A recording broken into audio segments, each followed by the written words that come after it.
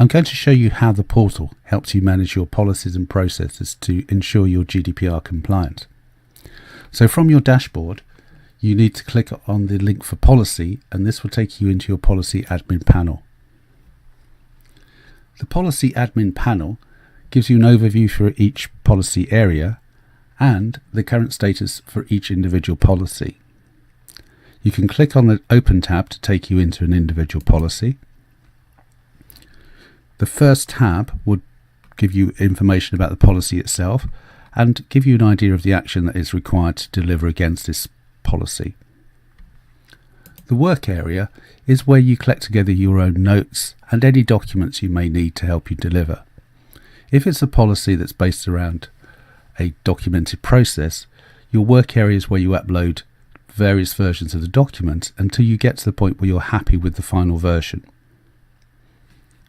Once you're happy with the final version of the document, or in other policies that you've made a decision within the business, you can now move into the deliverable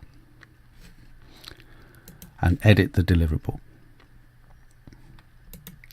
For policies that do not require documents, you'll typically write some text here to say if a role has been appointed, who the person appointed to the role is. If you've come to a decision that a policy note doesn't apply to you, then you'll write that text here.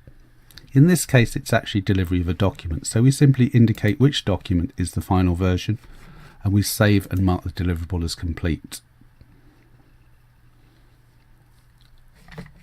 There's a final check to make sure we are happy that we've completed this policy, and when we go back into the policy admin panel, we will now see that this particular policy has a status of complete, and it also has a deliverable marked against it, which you can click on the link here to download your copy of the deliverable.